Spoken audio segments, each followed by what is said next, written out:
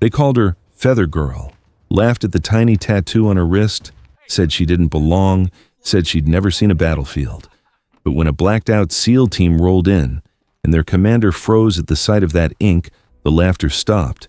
He saluted her in front of everyone, and the entire room went silent.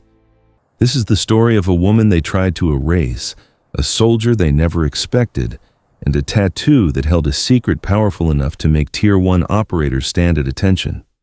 Before we dive in, tell us where in the world are you watching from? And don't forget to hit that subscribe button because tomorrow's episode will leave you absolutely speechless. Let's get started. The desert heat pressed down like a curse over Fort Meridian, a forgotten military outpost tucked into the dust-choked hills of southern New Mexico. Dust swirled around sand-blasted Humvees, boots stomped in perfect rhythm, and the metallic clang of drills echoed off rusting hangars. And amidst it all, barely noticed, walked a woman in khaki fatigues with her sleeves rolled high, clipboard in hand, calm, invisible. Her name was Sierra Dalton, age 30, supply logistics, no combat patch, no medals, just precise reports, a soft voice, and boots that never missed a polish. To most, she was background noise efficient, polite, but forgettable, until you saw the ink, a single, beautifully detailed black feather, etched just above her left wrist. "Look at that thing," one of the infantry boys scoffed in the chow line. "She gonna fly away if there's trouble." The table roared with laughter. Sierra didn't flinch. She never did. She filed her forms, counted crates, passed through Fort Meridian like smoke in the wind, well-liked by admin, invisible to brass. And to the elite units who used her department, she was just the Feather Girl. Until one Tuesday morning when 6 shadows stepped off a blacked-out convoy, and the room would never laugh again. Tuesday wasn't supposed to mean anything. It was just another routine supply cycle: spreadsheets, verifications, signatures. Sierra Dalton stood behind the rear supply desk, double-checking a manifest while the ceiling fan clacked uselessly above her. Sweat beaded on her temple, but she didn't brush it away. Her focus was on the crate in front of her, marked and sealed for Tier 1 pickup. She didn't flinch when the gates opened, but others did.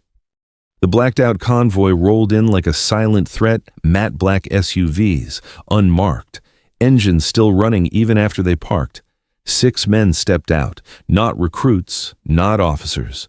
These were the kinds of men who didn't need introductions. Their eyes gave orders. Their silence said more than rank ever could. They moved like wolves, bearded, scarred, armed to the teeth, even in base. One wore sunglasses despite the shade. Another carried a duffel that looked like it weighed more than Sierra herself. As they entered the supply hangar, conversations around them died. Sierra was alone at the desk when they approached. "You the desk clerk?" the lead man asked, his voice a growl wrapped in gravel. Sierra looked up, calm, collected. "I'm the logistics officer of record," she said. He smirked. "Didn't ask for your resume, Feather." A couple of the younger operators chuckled. One leaned to the other and muttered, "I've seen more muscle on a barista at Starbucks." They laughed, not cruelly, not yet, just dismissively. Sierra said nothing. She handed over the crate. Tags verified, serial intact, protocol followed. They barely glanced at her until the last man stepped inside. He was older, not ancient, but seasoned, silver at the edges of his hair, a jagged scar down his jawline, and eyes that seemed carved from flint. The room shifted the moment he crossed the threshold. Even the operator straightened. And then he saw her. His footsteps stopped. His gaze dropped not to her face, not to her uniform, but to the black feather tattoo on her wrist. He froze. For a breathless second, the air felt heavier. And then he saluted. No word, no preamble. Just a precise, deliberate salute from a Tier 1 SEAL commander to a logistics clerk in khaki fatigues. The room went silent. Sir, one of the younger SEALs asked, confused. But the commander didn't drop his hand, didn't look away. His eyes locked on Sierra's. She hesitated, just for a moment, then lifted her hand and returned the salute crisp, clean, perfect. "Permission to speak freely, ma'am," the commander asked, voice low but steady. Sierra nodded once. He stepped closer, close enough that no one else could hear. 4 words. "You were at Hollow Creek?" Gasps were barely audible, but every man in the room stiffened. Hollow Creek wasn't a training op. It wasn't even supposed to exist. It was black classified, a deep cover mission gone wrong 5 years earlier. 24 operatives went in, only a few returned. Most presumed dead, some presumed ghosts. And only those who were there knew what that feather meant. It wasn't a decoration. It was a designation. A symbol given to select agents from a now-defunct off-books unit known only by codename Ember. Operatives who were never meant to be seen again. One of the SEALs, the same one who had mocked her moments earlier, stared wide-eyed. But that op was wiped. They said no one made it out. The commander still hadn't broken eye contact with her. His hand finally dropped to his side. "You're alive," he whispered, as if trying to convince himself. "How are you still active?" Sierra didn't answer. She turned and walked quietly back toward the warehouse. The younger SEAL stood frozen, unsure of whether to follow or salute. The commander didn't move, didn't speak. Then, finally, he murmured something so soft it was almost a prayer. "She's the reason we made it home." The next morning didn't come quietly. At exactly 0500 hours, Sierra Dalton walked into the mess hall like she had every day since her transfer to Fort Meridian Standard Fatigues, clipboard tucked under one arm, eyes forward, but something had changed, not in her, in them. Whispers chased her steps like smoke. Forks paused mid-air. Conversations stalled. A blurry photo had been taped near the chow line, her tattoo, zoomed and grainy, with the word "fake" scrawled across it in red marker. She saw it. Of course she did. But she didn't stop. She got her tray eggs, toast, black coffee, and walked to the far edge of the dining hall. Same corner, same chair, alone, facing the wall. She never ate with others, not because she wasn't welcome, but because she never needed to be. Then came the footsteps. 2 officers, loud ones, Captain Brenner and Lieutenant Maddox, both career soldiers, both with a reputation for policing wannabes with sharp tongues and sharper tempers. They spotted the taped photo and snorted. "Well, look at that," Brenner said, loud enough for the room. "Guess someone's trying to cosplay Tier 1 with a feather in a fairy tale." More laughter, some of it nervous, some of it cruel. Sierra took another sip of her coffee. Maddox stepped closer, tapping the paper. The Chewy asked, no emotion, just challenge. Sierra didn't look up. Brenner chuckled. "Let me guess, boyfriend was a SEAL. You stole it from his footlocker after he ghosted you." Still no response. She set her fork down, not with force, just precision, then slowly stood up, turned, and met Brenner's eyes. Her voice was calm, measured, surgical. "No, I wore it on my chest when we breached Site Echo in Khalistan. I was second in. My CO didn't make it. I did." The mess hall went dead silent. Maddox blinked. "Khalistan?" he asked, suddenly unsure. "You heard me," Sierra said, stepping forward. Her boots didn't stomp. They glided smooth and quiet like a storm building out of sight. "Operation Ember was black classified under Joint Command. I was embedded through Vector Protocol under Major Declan Hoy. And if you'd like confirmation, I suggest you take it up with the one man who still has access to those records." She pointed toward the corridor that led to command. Then, without waiting for permission or backup, she marched straight through the center of the mess hall. Every eye followed her. Every joke died in their throats. And then she did the unthinkable. She knocked on Colonel Grant Merrick's door. Inside, the colonel looked up from his desk, surprised. "Private Dalton. Requesting permission to clarify my record, sir." He gestured for her to speak. Sierra reached into her pocket and pulled out a folded document, a worn, creased page with redacted lines, black stamps, and one unmistakable emblem at the top, the ember insignia, a feather coiled in flame. Colonel Merrick unfolded it slowly. His eyes narrowed. The further he read, the more color drained from his face. "Is this real?" he asked, almost whispering. She pulled up her sleeve, revealing the full tattoo, the black feather. Yes, but now encircled in coordinates and two Latin words, sign nomine, without name. Only 2 people in the entire military complex had ever worn it, and the other was buried in Arlington. "My designation was Ember 5, she said softly. "We weren't meant to be found." The colonel rose slowly, walked around the desk, and without hesitation saluted her. The door was still ajar. The hallway outside had fallen into a strange, frozen hush. People saw it. A decorated colonel saluting a logistics private. When Sierra stepped back out, everything had changed. The photo had been torn down. The whispers had stopped. The room didn't erupt in applause. It didn't need to. Because sometimes silence hits harder than any noise ever could. The ripple didn't take long to become a wave. By noon, the story had swept across Fort Meridian like wildfire on dry grass. The feather tattoo, once a joke, now carried a different weight entirely.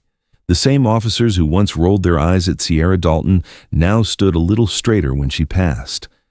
Nobody had ever seen Colonel Merrick salute a private. And not just salute, he'd done it without being prompted, without anyone else in the room giving him a reason other than her presence and a piece of paper sealed with black glass ink. The photo that had mocked her, gone, the jokes replaced by whispers. But the shift wasn't just external. Inside the barracks, where the younger recruits bunked, a new rumor was spreading she's Ember 5. Someone muttered, "That op wasn't just real. She was one of the last ones out." They didn't know the full story. No one did. But that didn't matter. Perception had shifted. Captain Brenner and Lieutenant Maddox, once so loud in their mockery, were now quiet, observing, measuring their words like every syllable might be written into a report. They avoided direct eye contact when Sierra passed them in the corridor. But Sierra, she remained unchanged. She still walked the southern perimeter, still checked inventories with surgical precision, still sat alone at breakfast, coffee black, back to the wall. Only now, when she stepped into a room, it didn't fall silent from mockery. It quieted out of respect. Still, change never settles easily in a place like Fort Meridian. By the end of the week, a different kind of tension had taken root, not ridicule, but suspicion. Major Trent Marshall, head of base security, wasn't satisfied with rumors and reverence. He was old-school rank, ribbons, records. And Sierra's records, as far as he could see, didn't exist. He marched into Colonel Merrick's office with a folder in hand. "She's bluffing, sir," he said flatly. "Some black feather and a wrinkled paper don't make her Tier 1. Merrick didn't even look up. "Sit down, Major." Marshall hesitated, then obeyed. The colonel flipped open a file one thicker than most personnel jackets. But this one wasn't on base. It had been hand-delivered from a courier flight. No electronic record, no archive, no duplicate. "This," Merrick said, tapping the top page, "is the Ember designation file. The original, not a copy, not something printed in a basement to impress a few grunts." Marshall squinted. "But that operation doesn't show up in any SOCOM listing." "It wouldn't," the colonel said, "because you don't have the clearance." Marshall stiffened. "With respect, sir, I've been a SEAL for 22 years. I've led 10 confirmed black ops." "And I don't doubt that," Merrick replied. "But she was attached to a project buried so deep it doesn't even show up in Tier 0 audits. You know how rare that is." Marshall didn't answer. Merrick leaned forward. That tattoo on her wrist. "You think it's a vanity mark? You've seen it once before." "So have I." "Hoy," Marshall whispered. The name hit like a hammer. Declan Hoy, the Tier 1 commander who died dragging 2 wounded men out of Khalistan. He was a myth, a story told in hushed voices in barroom corners. That feather, Merrick said, was inked onto only 2 operatives, Hoy and Sierra Dalton. He was Ember 1. She was Ember 5. Marshall exhaled slowly. Why is she even still here? The colonel didn't answer right away. He closed the file, locked it back inside his drawer. Then he stood. Because she wants to be. That was the part nobody could understand. She could have taken the commendations, the honors, the reassignment to Pentagon advisory, but Sierra turned them all down. She stayed. Same boots, same uniform, same dusty checkpoint on the Southern Wire. Not for the glory, but for the same reason she'd survived Hollow Creek, Site Echo, and Khalistan. Because when the quiet comes before the storm, someone has to be watching the horizon. And Sierra Dalton never stopped watching. The offer came at Ordo 6:30 hours, delivered not through a chain of command but by rotor blades and boots on the tarmac. A Black Hawk landed at Fort Meridian unannounced. No name on the tail, no call sign on the radio. Just a classified alert sent directly to Colonel Merrick's terminal 15 minutes earlier. By the time the helicopter's engine whined to a stop, every officer on base was alert. Only one name had been mentioned. Dalton? Sierra? She was already waiting on the edge of the landing zone, clipboard in hand, boots laced, unshaken. She never flinched, not at the noise, not at the questions buzzing behind her like hornets. General Evelyn Kavanaugh stepped down from the aircraft, decorated, battle-worn, rumored to have handpicked the original Ember team years ago. She didn't shake hands, didn't look at anyone else. Her eyes went straight to Sierra. "Walk with me," she said. They crossed the perimeter in silence, passing the concrete bunkers and watchtowers, walking toward the outer fence where no one followed. "You kept the protocol," Kavanaugh finally said. Didn't breathe a word until it was forced. "Yes, ma'am." "And now the room knows." Sierra didn't answer. Kavanaugh sighed. It was going to come out eventually. They still talk about Hollow Creek in whispered tones at Langley. What you did back then, most men wouldn't have made it out. "I wasn't most men," Sierra replied, her voice even. "No, you weren't. That's why I'm here." The general stopped walking. Distant hills shimmered under the morning sun. In the silence, birds circled, too far away to hear. And then the words came, not barked, not ordered, offered. "Command wants you back."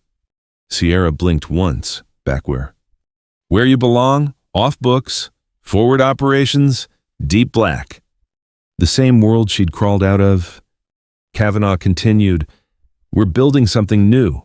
Call sign Spectre Division, autonomous units, no base, no rank insignia, just missions high risk, low trace, and we want you on point." Sierra stared out at the fence. The horizon was calm, but she knew better than most calm was the lie before chaos. "I thought I was burned," she said. "You were," Kavanaugh replied, "but ghosts don't stay buried." It should have felt like redemption. It didn't. Sierra turned back toward the base. Dust swirled near the checkpoint she had guarded every day without fail. The same checkpoint where the jokes had once echoed, and now the salutes lingered, where recruits stopped whispering Feather Girl and started whispering her name. "You said I belong there," she said quietly, "but I belong here." Kavanaugh tilted her head. "You'd rather stand a post than lead a team again." Sierra looked her dead in the eye. "I'd rather be where I'm needed." The general didn't argue. She didn't try to convince her. She just studied her for a long time, like someone memorizing a photograph they knew they wouldn't see again. Then she nodded. "You're already doing more here than most ever will out there." She handed Sierra a sealed folder, no label, no name. "If you change your mind, open this. The coordinates are inside. No one else will come. Just you." Sierra took the folder, tucked it under her arm like it was just another delivery form. And then General Kavanaugh was gone, lifted back into the sky by the same storm she'd brought with her. The chopper disappeared beyond the ridgeline. And Sierra? She returned to her checkpoint. No ceremony, no press, no speech. Just the woman with the feather tattoo, standing once again at the edge of the wire, watching the horizon not for glory, not for vengeance, but because someone had to, and now the entire base knew. If Sierra Dalton said she was where she belonged, you didn't argue. You were just grateful she stayed. For most soldiers at Fort Meridian, growth came with stripes, with promotion ceremonies and framed commendations. But for Sierra Dalton, growth looked nothing like that. It was quieter and far deeper. It came in the way others changed around her and in how she, for the first time in years, allowed herself to be seen. After General Kavanaugh's visit, no one dared treat Sierra like a rumor anymore. No more side eyes, no more offhand jokes. Instead, there was a new kind of silence, reverent, almost sacred. But Sierra, she didn't change her rhythm. Still first to the south checkpoint, still last to leave the motor pool, still the same black coffee, the same weathered boots, the same rolled sleeves with the feather barely peeking from beneath. Only now, when she passed by, others stood a little straighter, and something unexpected began to happen. People asked her questions. Not stupid ones, not gossip, real ones. How do you stay focused when you know people are watching? What do you do when the orders don't make sense, ma'am? How do you know when to act, even if command hasn't caught up yet? At first, Sierra said little, just gave a nod or a clipped sentence, but slowly, something inside her began to shift. The same quiet conviction that once kept her alive through blacked-out firefights now compelled her to guide, to teach, to prepare others for the silence before the storm. She started spending extra time at the range, not for herself.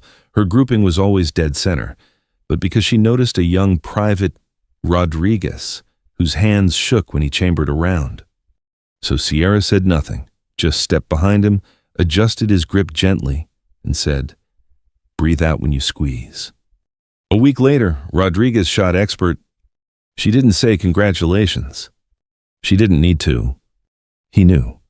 Then came Daniels, a female recruit who reminded Sierra too much of herself, quiet, exact, always overlooked. Sierra found her doing inventory on a crate mislabeled training ordnance. It was live. No one else caught it. But Sierra did in half a second and ordered an emergency evacuation of the storage bay. She saved 14 lives that day. And for the first time since returning from the black, she allowed herself to feel it. Not pride, not glory, but purpose. They had nearly buried her beneath classified ink and closed files. But here now she was something different. Not just a survivor, not just a ghost. She was a standard. Recruits began calling the southern checkpoint Feathers Line. Unofficially, of course. But even the name stuck to the walls like it belonged there.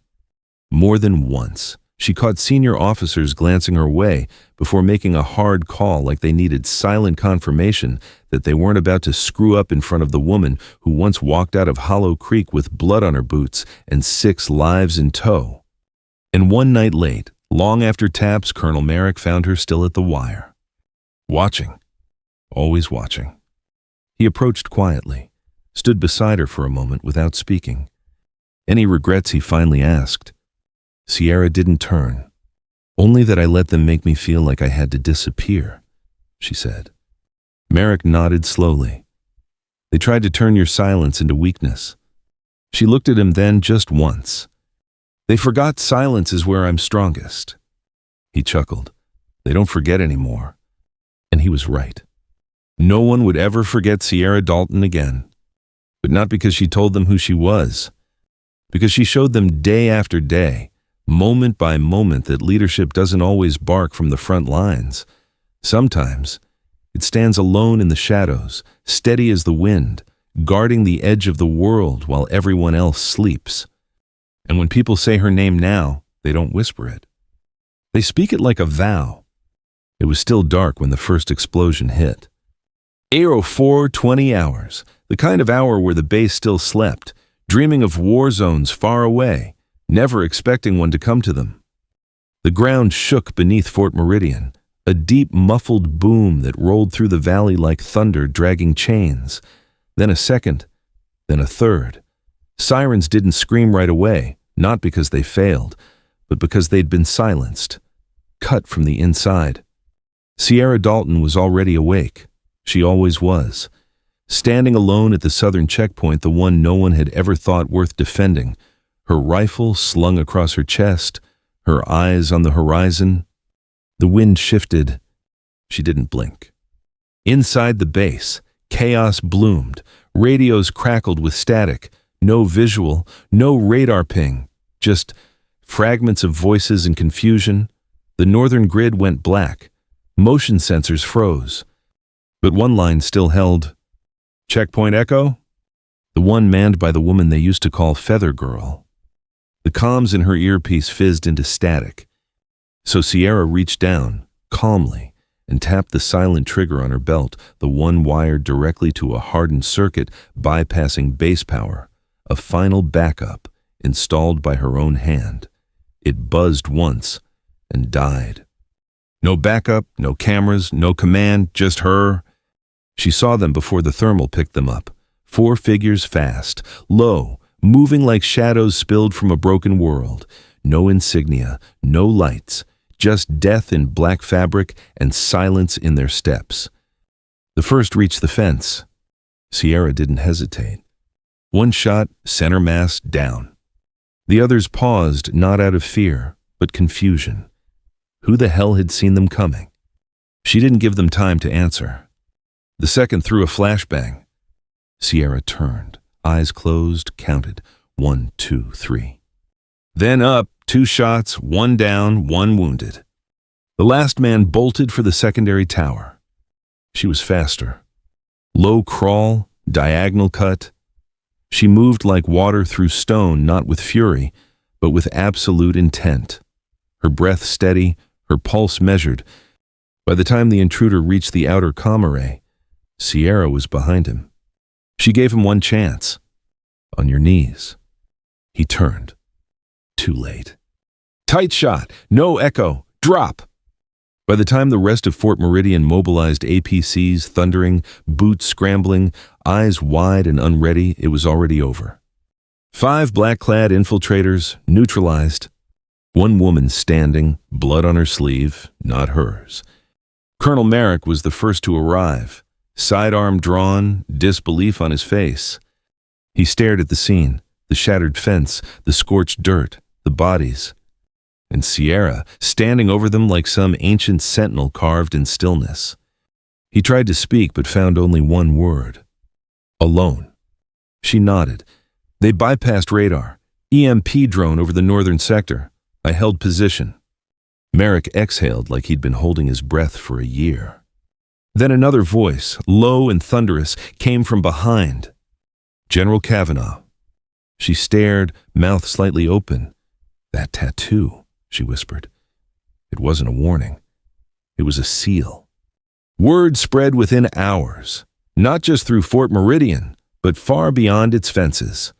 Command would later confirm the intruders were a rogue paramilitary unit, testing vulnerabilities in U.S. installations.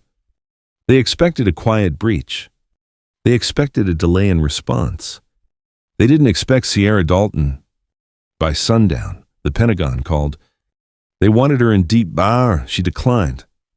They offered her medals. She refused most. They asked what she wanted. Her answer, let me stay where I matter. And so she did. The southern gate remained hers.